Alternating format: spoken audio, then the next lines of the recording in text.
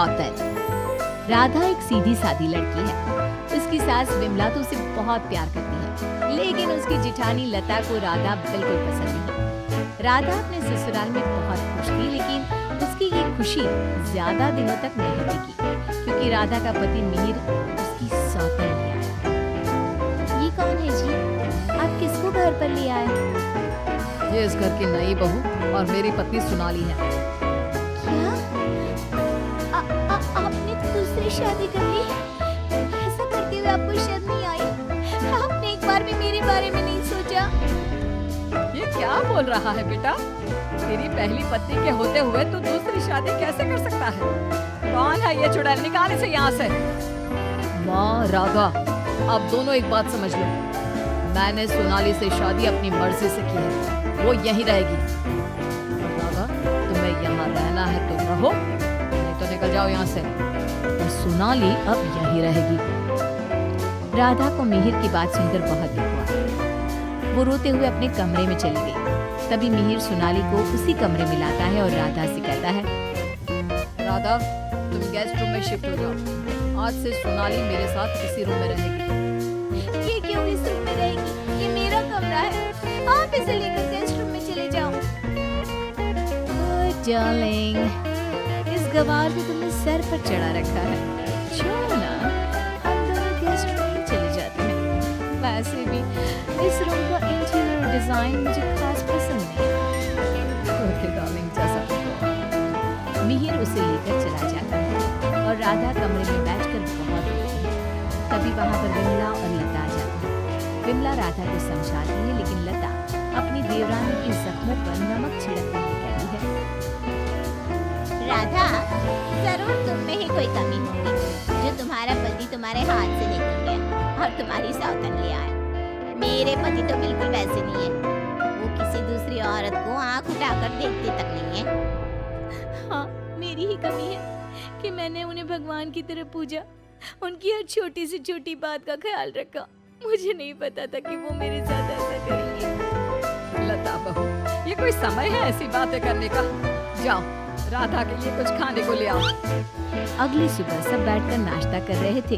तभी सोनाली और मिहिर भी वहां आ गए। सोनाली कहती है, डार्लिंग, क्या यहाँ रोज इतना ही ऑयली ब्रेकफास्ट बनता है? मुझे इतना ऑयली खाने की आदत नहीं। सुबह कुछ हेल्दी फूड खाना चाहिए।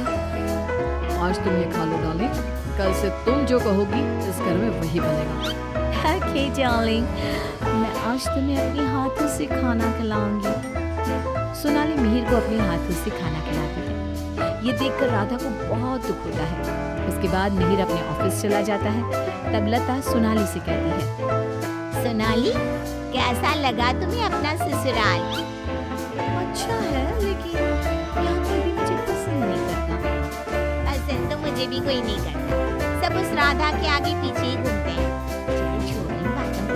आओ, मैं तुम्हें घर दिखाती हूँ। लता सोनाली से बहुत बातें करती है। जब मिहिर घर पर नहीं होता तो दोनों आपस में घंटों बातें करती हैं। लता और सोनाली की नजदीकियां देखकर विमला सोचती है, ये लता बहू हमेशा सोनाली से गुड़ पर चींटी की तरह क्यों चिपकी रहती है? राधा से तो कभी इसने ढंग से बात भी नहीं की। राधा भी तो इसकी देवरानी है और ये देवरानी से बोलती तक नहीं, लेकिन देवरानी की सौतन से चिपकी रहती है। विमला ये सब सोच ही रही होती है कि तभी वहाँ राधा आकर पूछती है, माँ जी, आज रात के खाने में क्या बनाऊं? अरे राधा, मुझसे क्या पूछ रही है? अपने पति से पूछ। मिहिर जी, राधा कुछ बोल पाती इससे पहले ही मिहिर बोल पड़ता है, माँ, मैं और सोनाली आज शाम मूवी देखने जाएंगे और डिनर भी बाहर करेंगे, तो आप हमारे लिए कुछ मत बनाना। ये बोलकर मिहिर वहाँ से चला जाता है। राधा रोते हुए अपनी सास से कहती है, देखा माँ जी आपने, आप ये मुझसे बात करना भी पसंद नहीं करते। ये मेरे साथ ऐसा बर्ताव करते हैं जैसे मैं इस घर में रहती ही नहीं हूँ। अरे ना ना बेटा, रो मत तू। उस सोनाली का जादू इसके सर से उतरेगा ना तो ये फिर से तुम्हारे पास ही आएगा। शाम को मिहिर सोनाली को आवाज देता है, सोनाली, सोनाली जल्दी बाहर आओ। इतनी देर करोगी तो मूवी शुरू भी हो जाएगी। ओह डार्लिंग, तुम तो तैयार भी नहीं होने देती। देखो, कैसी लग रही हूँ मैं? हमेशा की तरह बहुत खूबसूरत। अब चलो जल्दी करो, बहुत देर हो रही है। मिहिर सोनाली के साथ चला जाता है। ये सब देखकर राधा बहुत रोती है। इसी तरह एक दिन सभी बैठकर खाना खा रहे होते हैं कि तभी मिहिर सोनाली से कहता है, सोनाली, कल मैं ऑफिस नहीं जाऊंगा, कल हम शॉपिंग पर जाएंगे। ठीक है डार्लिंग। बेटा, राधा को भी शॉपिंग पर ले जा, उसके सारे कपड़े पुराने हो गए हैं और वो दिन भर घर के कामों में लगी रहती है, कहीं बाहर ही नहीं जाती। बाहर जाएगी तो उसका मन भी बहल जाएगा। क्या कह रही हो माँ? मैं राधा को लेकर बाहर जाऊंगा? कभी नहीं। सॉरी माँ, लेकिन मेरे पास टाइम नहीं है। मैं आपको रुपया दे दूंगा, आप चली जाना उसे लेकर। बेटा, तू तो राधा को बिल्कुल भूल गया है, मगर ये याद रख, वो आज भी तेरी पत्नी है और इसी घर में रहती है। हाँ, तो वो क्यों रह रही है इस घर में? चली क्यों नहीं जाती? राधा, अगर तुम चाहो तो मैं तुम्हें तलाक दे सकता हूँ। तुम ठीक से सोच लो और अपना फैसला मुझे बता देना। बदले में जो चाहो वो मैं तुम्हें दे सकता हूँ। मिहिर की बात सुनकर राधा के ऊपर मानो बिजली सी गिर गई। इसी तरह कुछ दिन बीत गए। राधा अब बहुत दुखी और चुप चुप रहने लगी। एक रात विमला किचन की तरफ पानी लेने जा रही थी, लेकिन किचन में से बातों की आवाज सुनकर वो बाहर ही रुक गई और सोचने लगी, अरे ये इतनी रात को कौन बातें कर रहा है? ये तो लता और सोनाली की आवाज लग रही है। ये दोनों इतनी रात को क्या बात कर रही है? ध्यान से सुनती हूँ तब पता चलेगा। वो दोनों की बात ध्यान से सुनती है। सोनाली लता से कह रही थी, देख मेम साहब, तेरे देवर को मैंने तेरे कहने से पटाया था, मैंने तेरा काम कर दिया। अब तू मुझे बाकी के रुपए दे दे, नहीं तो तेरे घर वालों को तेरी सारी सच्चाई बता दूंगी।